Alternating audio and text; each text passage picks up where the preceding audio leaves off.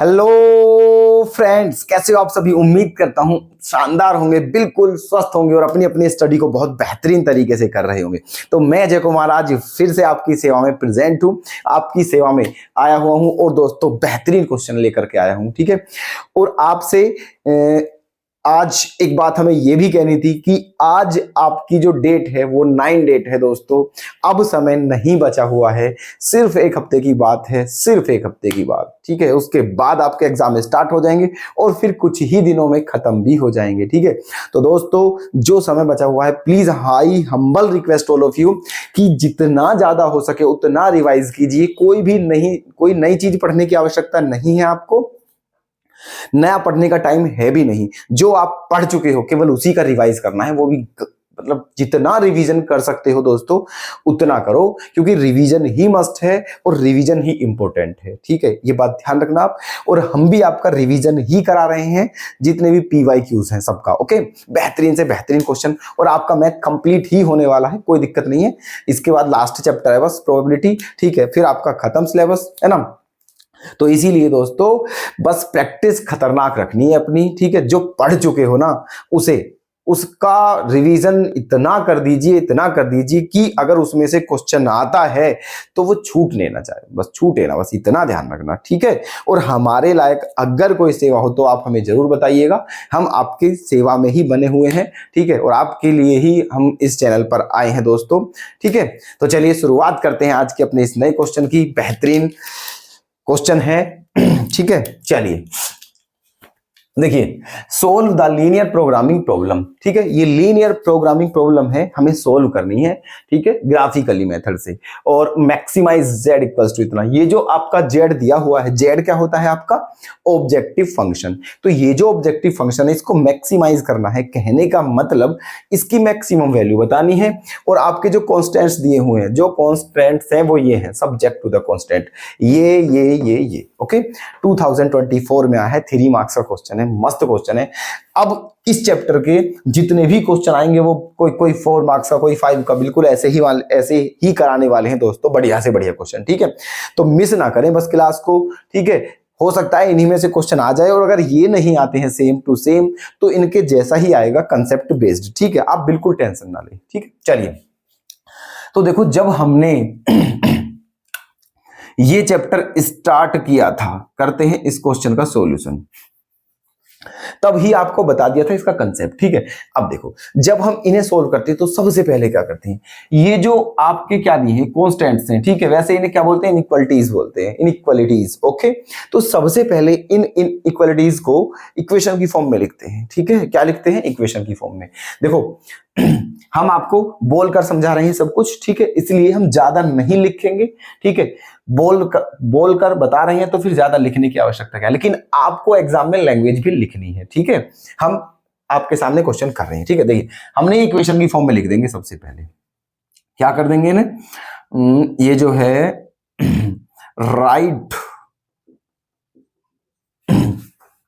Right in equation form of given inequalities।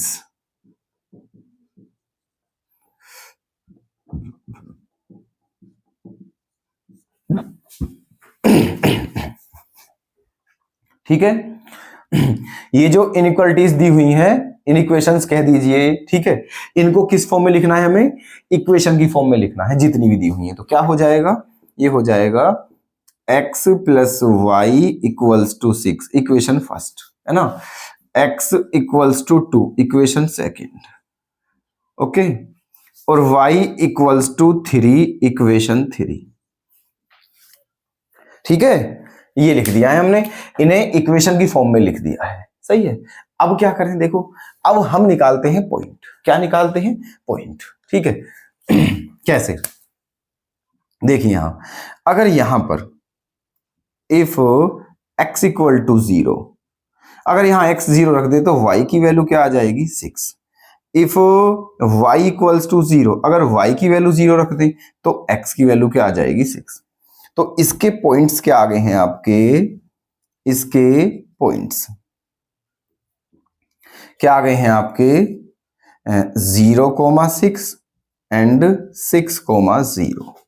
ठीक है, ये पॉइंट आ गए हैं, समझ गए, है ना। चलिए सबके ऐसे ही निकाल लेंगे, कोई दिक्कत नहीं, है ना। इसके पॉइंट की कोई आवश्यकता है ही नहीं, क्योंकि x इक्वल टू 2 ये तो लाइन है और ये भी लाइन है। ठीक है, अब इन्हें ओरिजिन पे चेक करते हैं। किस पे चेक करते हैं? ओरिजिन पर। ठीक है, चलिए एट द ओरिजिन। अब देखते हैं ओरिजिन पर ये ट्रू है या फिर फॉल्स है। ओरिजिन पर इक्वेशन चेक नहीं करते हैं, इन्हीं चेक करते हैं इनइक्वालिटीज को। ठीक है, रखिए 0 + 0 स्मॉलर देन इक्वल्स टू 6, तो इसका मतलब 0 ये, तो ये क्या है? ट्रू है। क्या है ये?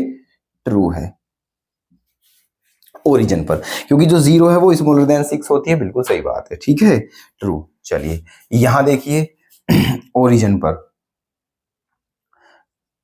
एट ओरिजिन, यहां पर आ जाइए, तो ये क्या आ जाएगा? 0 ग्रेटर देन इक्वल्स टू 2। बताइए आप, क्या ट्रू है? ये बिल्कुल ट्रू नहीं है, फॉल्स है, क्योंकि 0 ना ही 2 से इक्वल होता है, ना ही 2 के इक्वल होता है, ना ही 0 2 से ग्रेटर होता है। ठीक है, यहां पर भी आ जाइए, यहां पर ओरिजिन पर, है ना। यहां पर क्या हो जाएगा? 0 ऐसे। बताइए ये क्या है? ये आपका ट्रू है, ये आपका ट्रू, क्योंकि 0 3 के इक्वल नहीं होता है, लेकिन 0 3 से छोटा जरूर होता है। सही है, ये हो गया। और ये जो है इनकी कोई दिक्कत नहीं है, इनका मतलब क्या होता है कि x greater than equals to 0 या y greater than equals to 0। मतलब इससे हमें ये पता चलता है कि जो भी हम काम करेंगे ये आपका फर्स्ट क्वाड्रेंट में होगा, क्योंकि दोनों ही क्या है? आपके पॉजिटिव है। ठीक है, क्लियर है, यहां तक कोई दिक्कत नहीं। ये बात हमने जब चैप्टर स्टार्ट किया था तभी बता दी थी आपको। ठीक है, सबसे पहले जो इनइक्वेशन है ये, इनको इक्वेशन की फॉर्म में लिखते हैं, फिर पॉइंट निकालते हैं और उसके बाद ओरिजिन पर चेक करते हैं और लिखते हैं ट्रू है तो ट्रू और फॉल्स है तो फॉल्स। ठीक है, अब क्या करेंगे? अब बनाएंगे ग्राफ। अब क्या बनाएंगे? ग्राफ। ठीक है, चलिए देखते रहिए ध्यान से। अब बना लेंगे हम ग्राफ। ग्राफ बनाते हैं। देखो ये आपका ग्राफ, ये एक्स एक्सिस है और ये आपका वाई एक्सिस है। ठीक है जी। और ये क्या होगा? आपका ओरिजिन। क्या होगा ये? ओरिजिन 0 0। अब लाइन क्या है हमारी? 1 2 3, 3 लाइन है, तीनों ड्रॉ कर दीजिए फटाफट। ठीक है, कैसे? इसके पॉइंट क्या थे? 0,6 और 6,0। ओके, चलिए मान लेते हैं 1 2 3 4 5 6। 1 2 3 4 5 6, है ना। ये मान लेते हैं 1 2 3 4 5 6।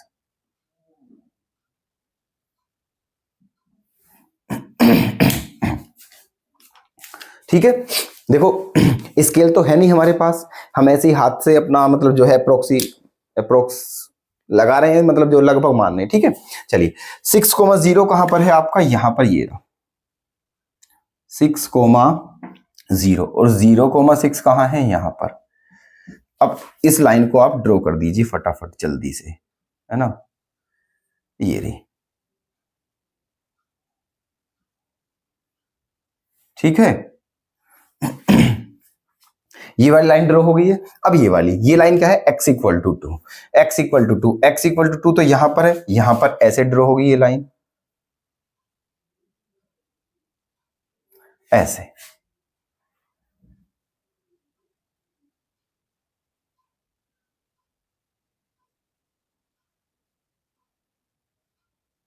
x इक्वल टू 2,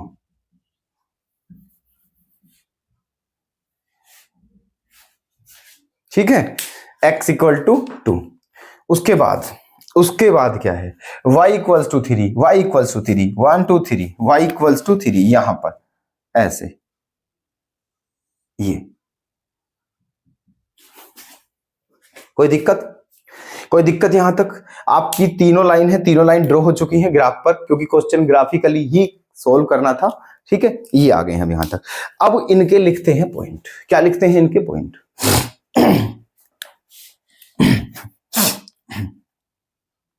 ये क्या हो जाएगा आपका, ये जो है ये देखो ये 6,0 है, 0,6 यहां देख लीजिए, ये क्या हो जाएगा आपका 2,0। एक पॉइंट ये चाहिए हमें, एक ये हो गया है, एक ये हो गया है, एक ये हो गया है, ये पॉइंट हो गए हैं, है ना। अब सबसे पहले एक काम करते हैं, ठीक है, इन सभी पॉइंटों को नहीं लिखते हैं, सबसे पहले हम करते हैं शेड। सबसे पहले ये देखते हैं कि इसका जो है शेड, जो शेडिंग पोर्शन है वो क्या है, उसी के अकॉर्डिंग हम निकालते हैं मैक्सिमम या मिनिमम वैल्यू, ठीक है। अच्छा जी, अब एक काम देखो, सुनो ध्यान से, ये जो इक्वेशन थी ये क्या थी, ओरिजिन पर ट्रू थी, ये ओरिजिन पर ट्रू थी, तो जो शेड होगा वो इसके अंदर की तरफ होगा, ओरिजिन की तरफ, ठीक है।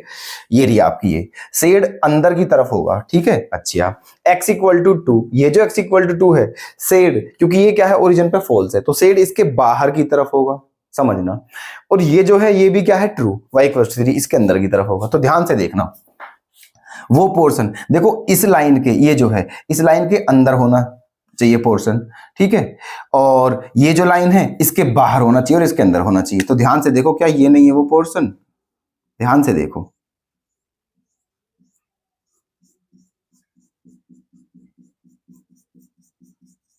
बताइए, फटाफट बताइए।